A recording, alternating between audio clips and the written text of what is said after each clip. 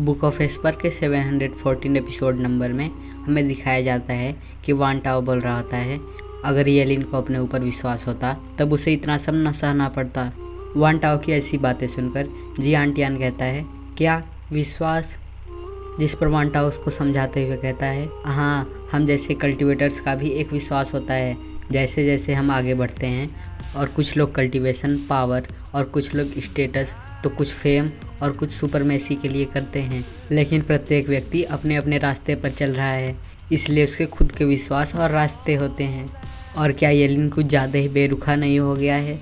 वो सारे हमले हेड ऑन ले रहा है, लेकिन जूफेन के मिलने के बाद उसने अपना रास्ता खो दिया है। और इसके बाद एक ऐसा भी समय आएगा जब येलिन जूफेन के ट्रिक्स में नहीं पड़ेगा और जूफेन भी येलिन से जीत नहीं सकता। ये मैच ड्रॉ हो जाएगा। और फिर हम लोग देखते हैं कि जूफेन उस वर्ल्ड के अंदर से बोल रहा होता है, क्या तुम टाइम पर ध्यान दे रहे हो? मुझे लगता है कि इस हिसाब से हम लोगों का मैच ड्रॉ हो जाएगा। जूफेन की ऐसी बातें सुनकर वान टाओ बोलता है, जूफेन काफ़ी ही धूर्त है, अपने अंतिम समय में भी येलिन को उकसा रहा है। और फिर हम लोगों को फिर से फाइट का सीन दिखाया जाता है, जहाँ पर येलिन अपने मन में सोच रहा होता है, जूफेन काफ़ी ही कमीना और चालाक है। मुझे ऐसा लग रहा है कि वो मुझे अपने हाथों से कंट्रोल कर रहा है, लेकिन अब मुझे क्या करना चाहिए? येलिन जब ये सब सोच ही रहा होता है कि उसके पीछे से वू किंग यू कहता है, जूनियर ब्रदर, जूफेन के ट्रिक में मत पड़ो। अगर तुम्हें नहीं पता कि तुम्हें क्या करना है तो अपने दिल से पूछो। वू किंग यू की ऐसी बातें सुनकर येलिन कहता है, क्या मुझे अपने दिल से पूछना चाहिए? फिर वो अपनी आंखें बंद करता है और फिर एक फ्लैशबैक में चला जाता है, जहाँ पर वो अपने मास्टर से बोल रहा होता है, मास्टर, मेरे सेक्ट में कल आउटर सेक्ट कंपटीशन होने वाला है और फिर वहाँ पर 10 ही इनर डिसाइपल हो सकते हैं, लेकिन मैं एक आउटर डिसाइपल हूँ और मेरी रैंक 21 है, लेकिन अब मुझे क्या करना चाहिए?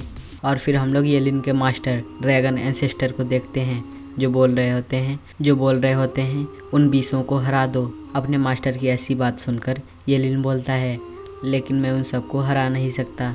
जिस पर ड्रैगन एंसेस्टर बोलते हैं, उन सभी को हरा दो या फिर मेरे सामने कभी भी मत आना। अपने मास्टर की ऐसी बात सुनकर येलिन उदास होकर कहता है, लेकिन मास्टर, वो लोग मुझसे मार्शल आर्ट्स में अच्छे हैं और कल्टीवेशन में भी, पर मैं उन्हें कैसे हरा सकता हूँ? येलिन की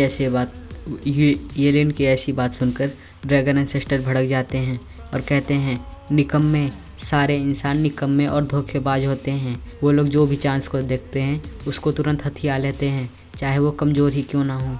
लेकिन अगर तुम भी उनकी तरह सोचते हो तो आज से तुम मुझे मास्टर मत कहना। और क्या तुम्हें पता है, सारे स्पिरिचुअल बीस्ट में सभी क्रिएचर्स को पता है कि उनकी पोजीशन क्या है? तुम्हें पता है कि ऐसा किस लिए है? जिस पर येलिन अपना नाम में सिर हिलाता है तो उसके मास्टर बताते हैं कि ऐसा इसलिए होता है क्योंकि एंशिएंट टाइम से ही जब एक स्पिरिचुअल बीस्ट हार जाता है तो उसकी रैंक सेट हो जाती है और ये सभी को पता चल जाता है, और अगर तुम एक बार हार गए तो तुम हमेशा पीछे छूट जाओगे। इसलिए हम 5 सीक्रेट बीस्ट सारे स्पिरिचुअल बीस्ट पर राज करते हैं और हमने आपस में भी लड़ा है, लेकिन हम लोग एक दूसरे से कभी नहीं जीत पाए, इसलिए हम लोग साथ खड़े रहते हैं। लेकिन सबके दिल में यही रहता है कि वो लोग सबसे जीत जाएं और एक ट्रू किंग बन जाएं। इसीलिए हम स्पिरिचुअल बीस्ट का एक ही पाथ होता है और वो है जीतना। और जीतने का मतलब है कि लाइफ, ग्लोरी और रिस्पेक्ट, इससे फ़र्क नहीं पड़ता कि तुम्हारे सामने कौन है और कितने हैं, लेकिन तुम्हें सिर्फ मेरी एक बात याद रखनी है। अगर तुम मेरा डिसाइबल बनना चाहते हो तो तुम्हें सिर्फ एक चीज़ करनी है और वह है जीतना। और अगर तुम्हारे सामने 100 लोग भी खड़े हो तो तुम्हें उन सबसे गुजरना होगा और उन सबसे जीतना होगा। तुम्हें अपनी ज़िंदगी जोखिम में डालकर सबसे लड़ना होगा। और वैसे भी कंपटीशन होने में अभी 3 महीने हैं और इसलिए मैं तुम्हारी 3 महीने बाद प्रोग्रेस देखूंगा।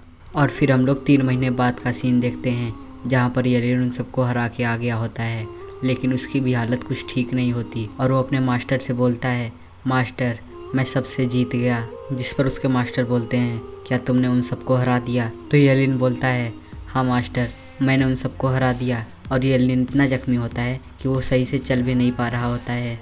मास्टर, आप सही बोल रहे थे, ह्यूमंस बहुत ही कमज़ोर होते हैं और उन लोगों ने मुझे छूने की कोशिश तक नहीं की, लेकिन अब मेरी बॉडी बर्बाद हो चुकी है, इसीलिए अब मुझे इनर सेक्ट नहीं चाहता।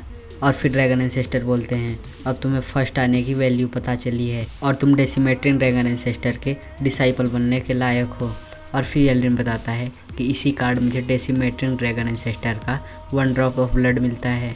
और उस 1 ड्रॉप ब्लड से मैंने उनकी पाथ इनहेरिट कर ली, जो कि था जीतना।